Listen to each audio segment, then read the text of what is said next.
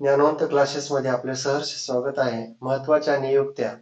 तर पहिली नियुक्ती बघा, भारताच्या सरन्यायाधीशपदी कोणाची निवड करण्यात आली? भारताच्या सरन्यायाधीशपदी न्यायमूर्ती सूर्यकांत यांची नियुक्ती करण्यात आली. ते भारताचे 53वे सरन्यायाधीश आहेत.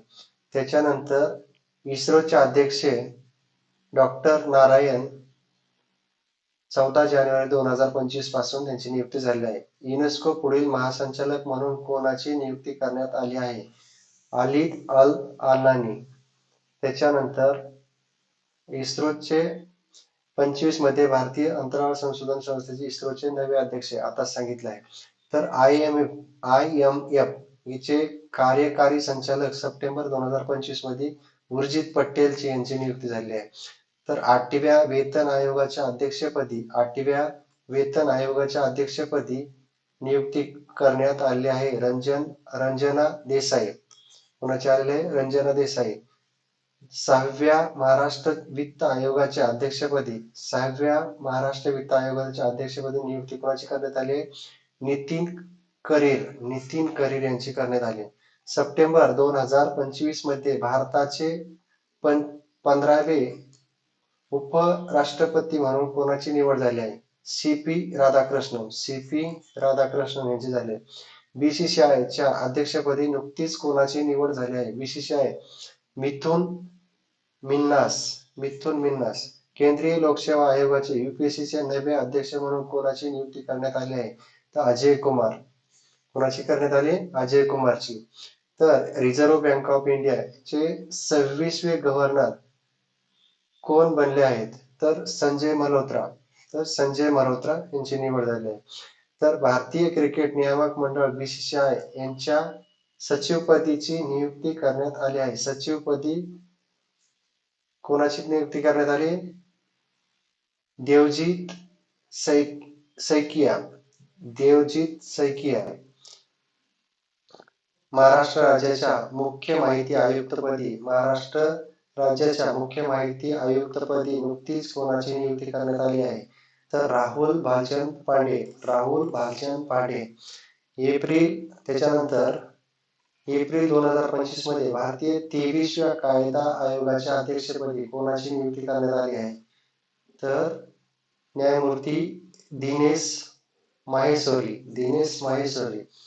त्याच्यानंतर भारताचे मुख्य निवडणूक आयुक्त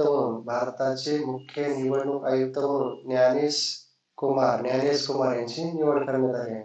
महाराष्ट्र राज्य निवडणूक आयोगाचे सध्याचे प्रमुख कोण आहेत? दिनेश टी वाघमारे. महाराष्ट्र लोकसेवा आयोगाच्या अध्यक्षपदी कोणाची निवड झाली आहे? विवेक भीमनवार. NALSA चे कार्यकारी अध्यक्ष म्हणून कोणाची नियुक्ती झाली? न्यायमूर्ती विक्रमनाथ. महाराष्ट्राच्या पहिल्या महिला उपमुख्यमंत्री सुनेत्रा पवार. त्याच्यानंतरचा प्रश्न, बजाज पुणे ग्रँड टूर 2026 चे ब्रँड अँबॅसेडर सदिच्छा दूत म्हणून कोणाची नियुक्ती करण्यात आली? महेंद्रसिंग धोनी यांची नियुक्ती करण्यात आली. केंद्रीय माहिती आयोगाचे अध्यक्ष कोण आहेत? तर श्री राजकुमार गोयल. केंद्रीय माहिती आयोगाचे अध्यक्ष. महाराष्ट्राचे नवे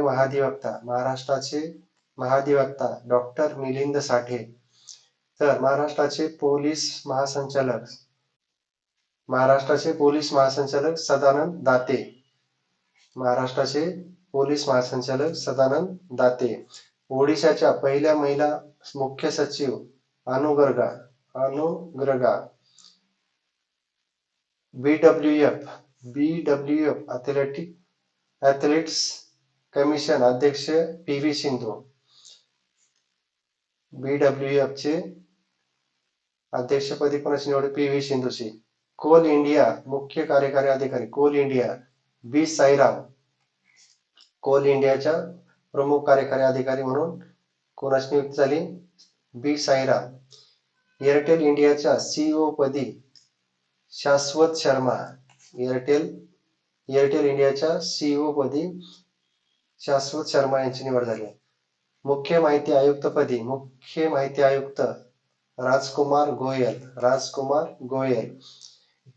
तर प्रेस क्लब ऑफ इंडियाच्या अध्यक्ष पहिल्या महिला अध्यक्ष संगीता बरुआ पिसारोती. नागपूर विद्यापीठाच्या पहिल्या महिला कुलगुरू मनाली क्षीरसागर.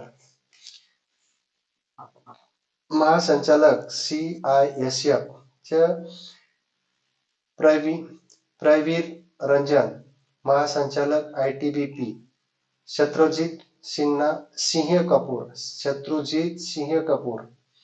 कार्यकारी संचालक RBI उषा जानकारी रमन. उपमुख्यमंत्री गुजरात हर्ष संघवी. अध्यक्ष इंटरपोलचे लुकास फिलिप. पूर्णवेळ सदस्य SEBI संदीप प्रधान. महासंचालक NIA राकेश अग्रवाल. अध्यक्ष FICCI अनंत गोयकार. महासंचालक BSF प्रवीण कुमार. नियंत्रक जनरल डिफेन्स अकाउंटंट्स विश्वजीत सहाय.